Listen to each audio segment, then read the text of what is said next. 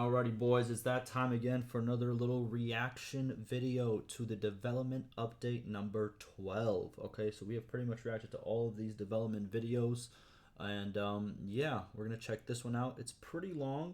It's very detailed, as you can see right over here on what's been coming out. It's gonna show off a lot of things that came out in patch 1.2.0 and give us a little bit more information on each change, which is very good. I want to see it. I want to see what they have to say. I'm feeling kind of down right now. I'm not as hyped up as I usually am. There's a random YouTuber that's copy striking my videos on my second channel for just absolutely no reason. Just DMCA taking them down. It's like videos of me just playing a game that he has no ownership of, and he's just taking them down. And YouTube isn't doing much to help. So I'm kind of in a predicament. You guys might see a video soon of me talking about this in like more in scope. You know what I mean? I might make a singular video and see if it pops off enough, so you know someone actually does take me seriously, because this person is committing fraud. But let's get right into the video. All right, sorry about that. Just had to let you guys know why the mood is a little bit down. Let's do it. In this development update, we will have a look at some of the post New guy, by the way. That's not a new. That's a new voice that I hear. It's not the person who was doing it before. release highlights that were introduced in the current live version 1.10, as well as our recent Steam beta version 1.20. To start, let's jump right into our new scene additions. It might be the same guy. He might sound a little bit different. He might be sick. I don't know. All right, let's move on. We have introduced an additional 6 battle terrains, bringing the total to 76 unique battle scenes. 76. They're accessible at the following We need a map where it's shown all of the ones that are already done. And also, by the way, any devs listening, you guys usually comment on these videos where I react to the development updates. If you guys can let me know, are all the town scenes done, or you guys still need like a couple more town scenes that need to be done? Are there any more duplicates, or are they all their own town scene? I've lost count. I know there was like 2 left. I don't know if those 2 were already done. Please let me know if you are a developer. That would be great. Love you. All right.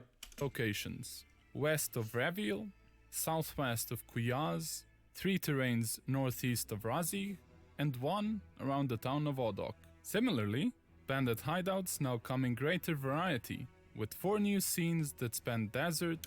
I like the new bandit hideouts, by the way. They all have like a similar format where you're trying to make your way to the top or to the bottom of like this lair or this entrance to a lair. I think it's very well done, and it's good to see the differences. By the way, for the desert hideouts, I don't know what the chance of getting the new desert hideouts is, but it's very low. Because when I was trying to get gameplay footage of all the hideouts, it literally took maybe like, I want to say 8 or 9 hideouts before I got the new hideout scene. It's always the same one that we've had before. Maybe tweak that a little bit. I don't know. That's up to me. You know what I'm saying? It's up to you, you know? Forest, seaside, and mountain environments. To help you clear out those hideouts with ease, we also added 3 new armor pieces: ornate scale armor, Khan's coat of plates, and Khan's plated bracers. I didn't know this. Was this in the updates? Maybe it was. Maybe I skipped over it. There's no way. I read them so hard. No way. Hold on. Let me go right now. Am I lying? Let me control F this bad boy. Armor pieces. Yeah, I see the change the static colors. Okay. Is there an addition though? Nothing there. That's just quests. You guys, that's a sneaky addition. It's not in the patch notes, my boy. I'm gonna check them out though.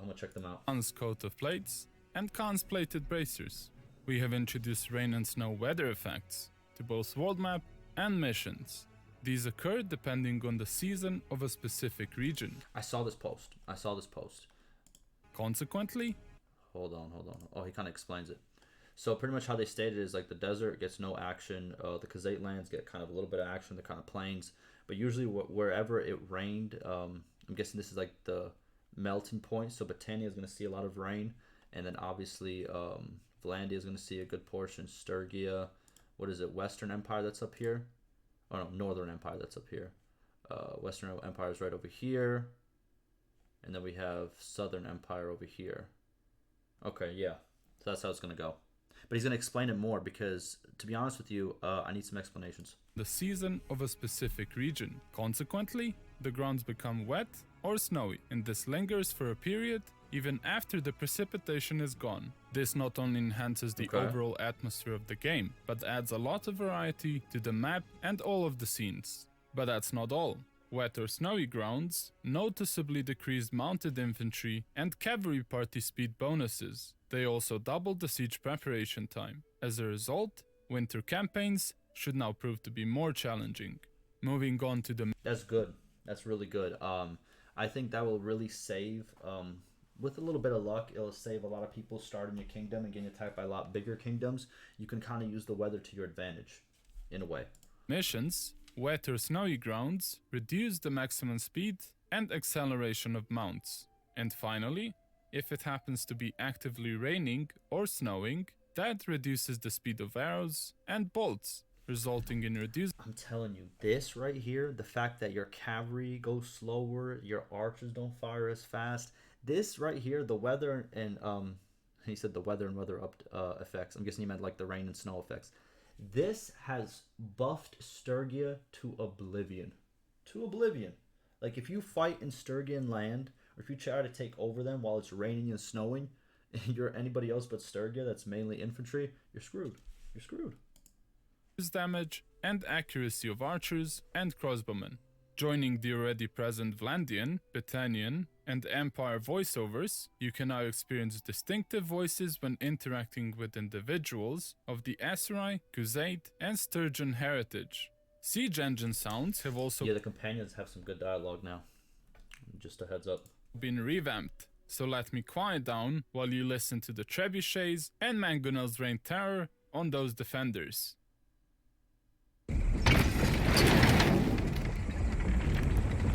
Nice.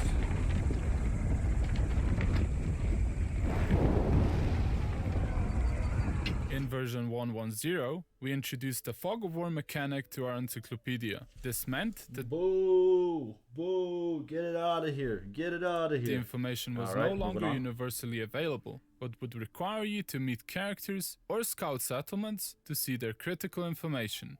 Our recent beta builds upon this foundation by introducing new methods of unveiling the masked details. So if you didn't know, with this, I'm pretty sure he talks about it right here. You pay 500 to find the owner's clan of whatever town you're in. If you want to do every single town, that's 26,500 dinars total. And also you can use this to find companions, which doesn't cost anything at all. It costs like 2 dinars per companion.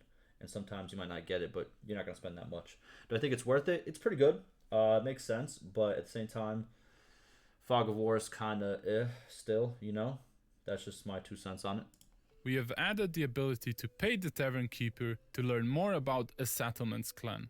At the same time, we have also integrated existing features with the system, asking the tavern keeper about companions, receiving a marriage offer from another clan, or asking a lord about eligible bachelors now all unlocks the information of these characters in the Encyclopedia.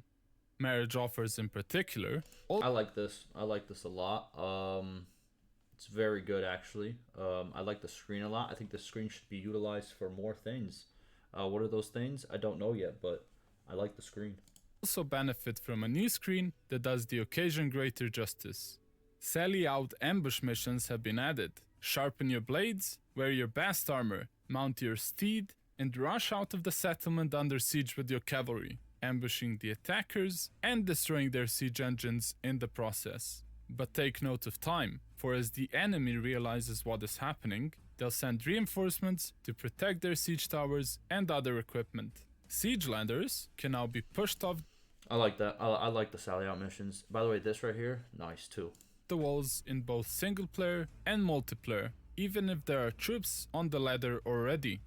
Picture this, you're in the middle of a violent siege, eager to jump the walls, and just as you're about to ascend, the defenders push the ladder back, with a few of your comrades in arms falling to their demise. A shocking scene that must have been fairly common in medieval sieges. We Okay. reworked the melee AI to make agents But what I heard is if they're already, you see how he stopped kind of in the beginning to kind of climb too far up, because if they're too far up, you still can't take them down like this. I think if they're like past, shoot, it could even be this line really, like 75% of the way, if I'm not mistaken. Well, I don't know. I don't know the exact percentage, but if you're far enough up, then they can't actually push the ladder. Your unit or you yourself will just push it right back down automatically. Few of your comrades in arms fall. We reworked the melee AI to make agents fight less recklessly and increase the duration of combat. The changes include a decrease of attack frequency, always blocking when within enemy strike range, and a faster target re-evaluation when hit by another enemy. Troops now also detect the risk of becoming surrounded and attempt to escape such situations. Finally, additional the whole surrounded thing, hopefully that takes care of like the bug of like your troops literally just not your troops, your enemy troops. If you're, let's say there's like this battle, right? If you as a player were to go around like right over here and come from behind, these troops would still be focused on your units. They would be engaged with them, so you can literally just like kill everybody. If you have like a long swinging weapon, two-handed axe, literally you just chop them down. They don't fight back. So hopefully that takes care of that problem as well, to make it so, you know, if they see you coming from behind, or if, you know, if they don't see you at first but you take out one of their troops, all of a sudden they turn around and attack you. They sometimes do, like before this patch, but hopefully, you know, it's more solidified. Finally, additional logic has been added to preemptively raise the shield when running towards an enemy that's preparing to shoot a projectile at them. Ranged units were not ignored either. They no longer approach the enemy unnecessarily during a charge. Instead, they get in range and open fire until they'll run out of munition. They also reposition if their view is obstructed by a friendly agent or a tree. The overall targeting system... Okay, but this didn't really show it off. This still looks like the same. But I get what he's saying. They're going to be a little bit smarter with their position. The overall targeting system was refined to improve situations where agents would prioritize the player despite having better targets. This benefits melee, mounted, and ranged troops. Cavalry AI likewise saw changes to its aiming and movement systems.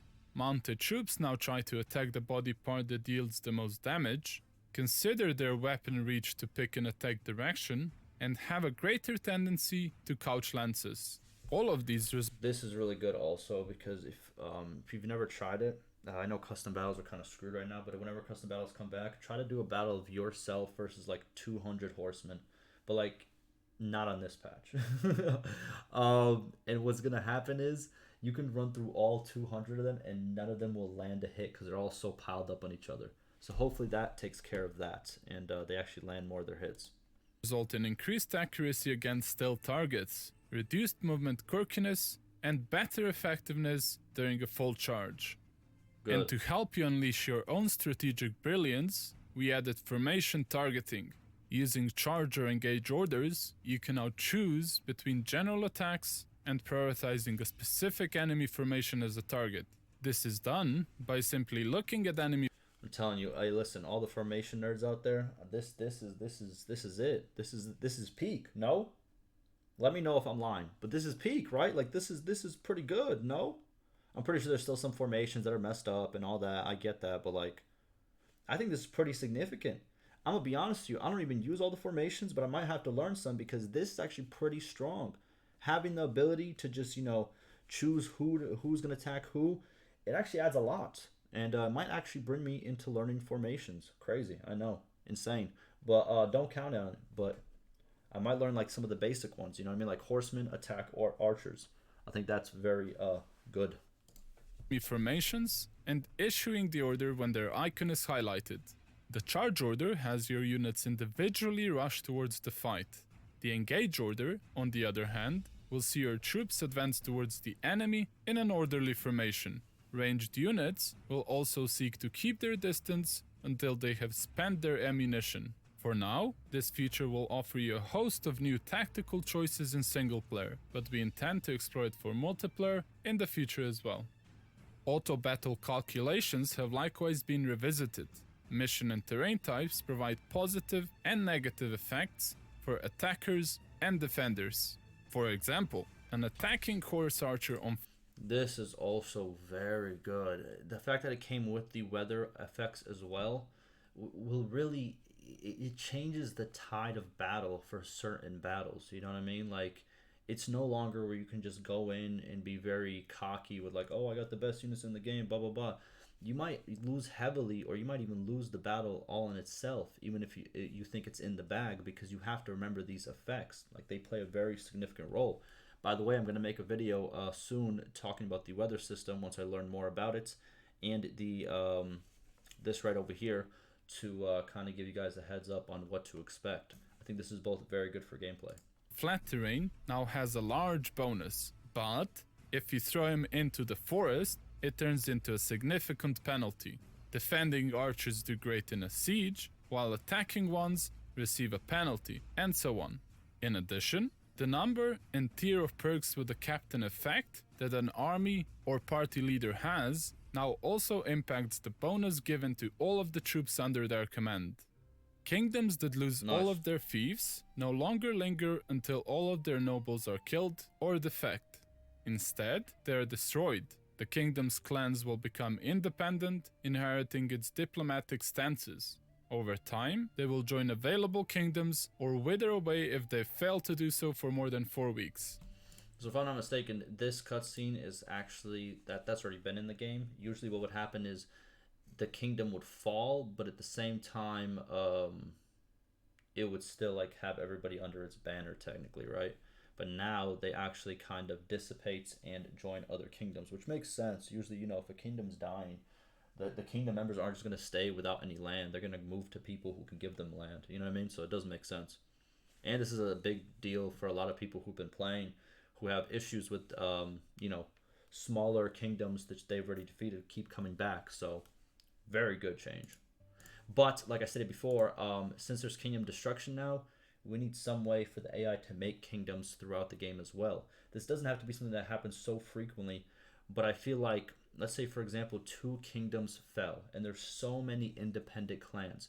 It would be cool if there was like a trigger in the game that said, are there more than 10 or 15 clans that are independent right now? And then if that's a yes, then you calculate, I guess, how much money they have, how much this they have. Can they make a clan? I mean, can they make a kingdom out of whatever they have all together? And with that kingdom, can they, you know, start a couple armies and try to take some land as like a little quick takeover to form the kingdom? Something of that nature would be insanely good for the game. If you could have kingdom creation and kingdom destruction all based on just, you know, the AI doing it themselves, I'll be honest with you, it will make for so much greater gameplay, especially going into the late game where you just, you know, you're fighting kingdoms and all of a sudden you hear about a new kingdom forming and, you know, they're starting to take land back from boom and boom. I think that would be so good. So good. I'm pretty sure the mod already does that, but that's a change that I think the developers should be looking at, because that would be a game changer. A game changer. Workshops received an upgrade. Warehouses enable you to provide your workshops with raw resources to use in their production cycle. They also allow you to collect processed goods from them. This creates a new gameplay loop for all you traders out there. You can buy cheap raw materials, bring them to your workshop, and sell the processed products to a settlement where you can sell them for a high profit. You can manage your warehouses through the clan screen, determining which inputs should be used and which outputs should be stored. Have you always wanted to take over an alley and set up a crime gang? Well, now you can. This is really cool. We're going to see what the min-maxing, where it happens, and which ones are considered very, very good and very, very bad. I think that would be actually very, very interesting. And oh my goodness, I'm going to be honest with you. Literally,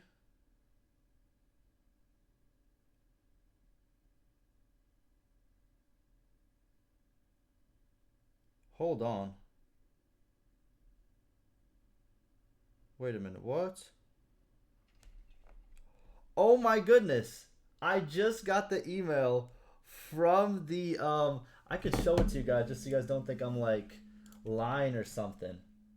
Holy. Hold on, let me I just got this literally. Let me put the, I don't know what I can show, what I can't show, but literally Can I see it? No, that's a lot of stuff. What's in here? Um, where is it? Look, look, look, look, I just got this.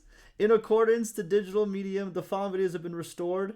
Or the counter notification. Yes!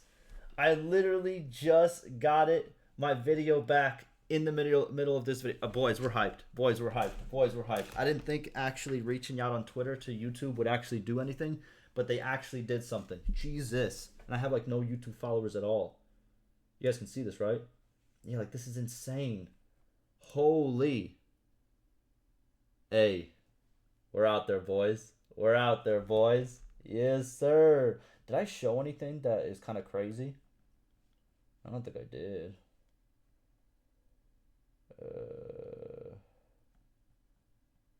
Yeah, holy. Jesus. Hey, shouts out. Shouts out. Okay, I got no more beef with that guy. You know what I mean? It is what it is. All right, moving on. Listen. Woohoo. Kumbaya.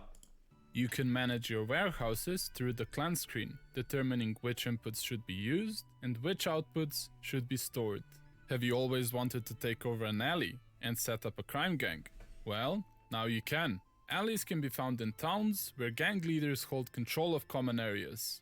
After clearing out the thugs that occupy it, you can assign a suitable rogue companion to gather gold and bandit recruits. However, this will also generate crime rating. Mind you, this is not a set it and forget it. Okay, here's my thing about alleys, right? You should be able to make alleys more viable. I know it's supposed to be like an early game thing, but even early game you travel so much. The thing with alleys, they're very easy to get, but the problem is you have to keep them. And unless you show up to attack or defend your alley, it will automatically get taken over no matter what the troops are. I think, for example, that you should be able to, if I have a companion in my party, I should be able to send him to protect that alley, like with 10 extra troops or something like that. Like I have to send a companion with 10 extra troops to defend the alley, and then that companion, if successful, which should be successful if you send all the troops that you need, should then come back to me after he's done defending the alley. I think that's one thing that should be done. That is a change that would be very welcome, and it'll make alleys a lot more viable. Okay? That's my 2 cents. Venture. Your alley is not immune to trouble and can be attacked by neighboring gang leaders, so make sure to leave some troops and help them defend it. By the way, why can't I chop gang leaders' heads off? Question mark? Excuse me? I should be able to take out the gang leaders. I'm just saying. But I'm pretty sure then it would kind of mess up kind of how like the game works, but you know, at the same time, where's the mod at? That's what I gotta say. When the time comes.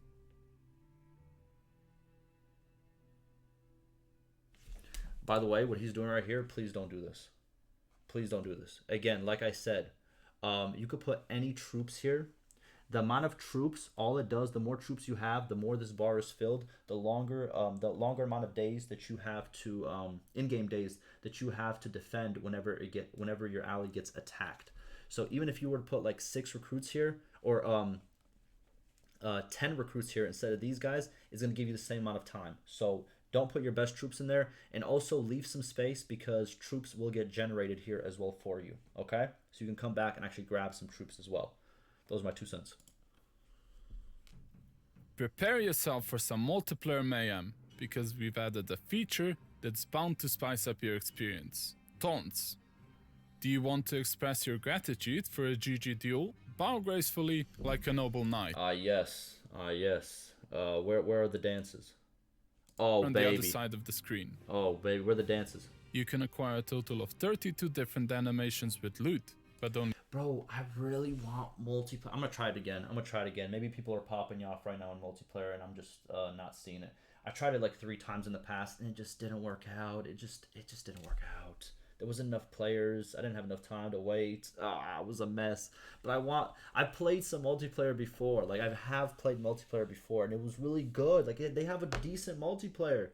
It's just not enough people play it, which is unfortunate. Only 6 can be equipped at once via the armory. The dedicated custom server helper module has been merged into the base game, allowing you to download scenes from dedicated servers by default. Switching to consoles, the birth and aging settings will be available with version 1.2.0 on consoles too. We have also added 15 different cheats. They can be enabled through the campaign options or by holding the left bumper, right trigger. Oh, here it is. Oh my god. Yes, this is what I was talking about. This is what I was talking about. 1,000 gold, 100 influence, 100 renown, 10 crafting materials of each. Boost your skills, complete all building projects. Okay. Fill crafting stamina, give 5 troops, give 10 grain, give 10 war horses, heal player party, unlock all crafting recipes, unlock fog of war. Nice that they have the unlock fog of war. I actually didn't think they would have this cheat in there, but this is great for people who don't want to play with fog of war. This is actually very good. Wow. I think they should add some more though. Like give settlement to player. I think that should be added, where you can just like pretty much take ownership of settlement. That seems like a basic one that should be given.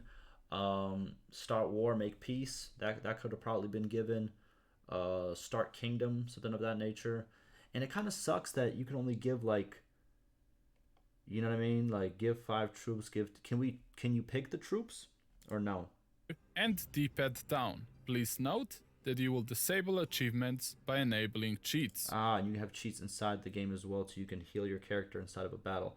Okay, that's pretty cool.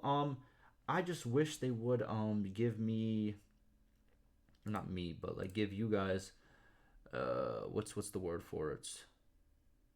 This is like a way to skip all of your battles. Okay, that makes sense. But you know what this does show me? You see how it's like a big screen right here? I feel like they'll add more stuff in the future as it becomes stable. Very good, actually. I think this is great. This will make it so people can test stuff out, play the game a little bit differently, do a little bit of custom starts. It's a good start. It has been extended with a variety of additional haptic feedback, such as new vibrations during combat and campaign. Using PlayStation 5 and a DualSense controller, you can also feel the tightness of the bowstring when releasing an arrow due to holy boy. Let me put that up. No, I'm stopping. The added support for adaptive triggers. We have added a new option that allows you to aim and control your attack direction with the integrated. Bro, this whole direction of attack, oh my god, I still don't understand it on PC, because sometimes I'm doing the exact action and it's just saying, you know what, bro? We're not going to register it. You know, today, just for you, we're not going to do it. And I'm just sitting there about to cry, you know what I mean? Because it's like, why aren't you doing what I'm trying to tell you to do? With the integrated gyroscope by rotating the controller. Available also on the PlayStation 4 gamepad, Sounds of Impacts. Yeah, this is cool, but I'll be honest with you, I would not use this. I'll be honest. This is a little bit crazy. To just be moving the controller. But I get it, it's cool. It's like a horse new age riding and more feature. Come directly from the controller speaker, getting you more immersed in the gameplay. PS4 saves can now be migrated to PS5. First, download. This is big. I like this. Gives you another reason to actually get a PlayStation 5. Pretty cool. The save data through the cloud or import it via a USB. Then, use the main menu option to use the PS4 save. On the topic of modding, we continue to collaborate closely with our amazing modding community, assisting where we can. You can Yes, I showed this off to you guys. They have a bunch of stuff.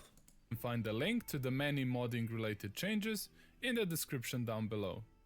Thank you for powering through this chunky development update video with us. We hope that you enjoyed the new changes. Links to the full patch notes can be found in the video description, and as always, we invite you to share your feedback with us in the comment section down below. See you in the next one. There it is, boys. Listen. I know. Listen, the video's hype. Good job, Tailworlds. Very good changes.